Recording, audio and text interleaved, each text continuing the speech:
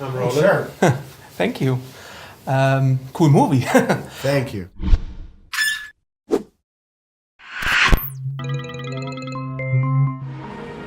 You know what I like about you, Dom? You're a genuine outlaw, but you're family. A hell of a job, brother. When we get back to the base, beer's on me. He's about to go up against the only thing they can't handle. You. Your last movie, Straight Out of Compton, was very small compared to the Fast and Furious 8, right? What drew you to the franchise? The premise Yeah. was awesome. You know, when they told me that Dom goes rogue, I thought, that's different, and it's brilliant.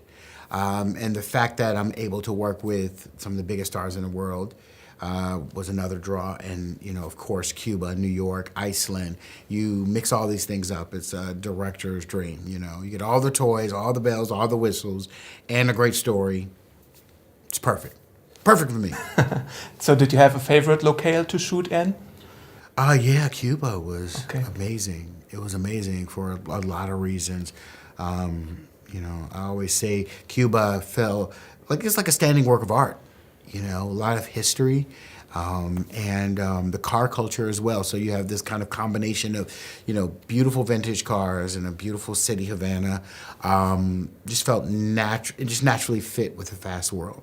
And how about Iceland? The different weather conditions there? Slightly different, you know. It's 100 degrees, 110 degrees in Cuba, and, you know, 10 below zero in Iceland. It was a little different, but that's really good, I think, for the viewer. You know, you get such contrasting experiences from the beginning of the movie to the end.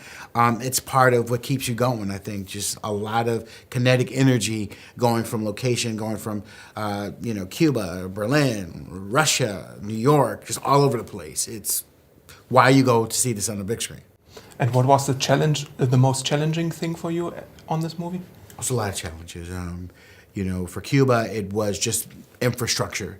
Vintage cars through Havana, that's tough. Just to even make it safe. New York City was tough because you get a bunch of driverless vehicles, you know, raining from the sky. To just kind of work that out scientifically was a challenge. And then Iceland, you know, it's very hard to get a Lamborghini to go 150 miles an hour on ice. That's tough. And then you add a submarine, impossible. So each location was a challenge, but I always kind of describe it as I was surrounded by an army of scientists. So it was very easy. It was much easier for me than it was for them.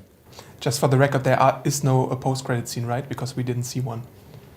You know what? That's a good question. I'm going to let the audience figure that one out. Okay. What's next for you? Will you tackle another installment of the franchise, or do you have We'll another see. project? We'll see. You know, for me, it's just I work on a kind of script by script basis, and so I'm honored to be a part of this franchise. If the script, you know, if they give me a script and it's great, then of course. You worked with some of the guys before, Charlize, Dwayne, and Vin, of course. Yes. How was that for you? Was it some kind of like a reunion for you? Yeah, of course. You know, you can jump right into making a good movie. There's no getting to know you. There's somewhat of a shorthand. And although it's been 10 plus years I work with, you know, this cast, you spend more time working on how can you make the movie great and the character moments great than just kind of feeling out process. Okay, thank you very much Cool, for your time. thank you. All the best for the movie. Thank you, man. Spread the word for me. Yes, I will do. You ready? One thing I can guarantee, no one's ready for this.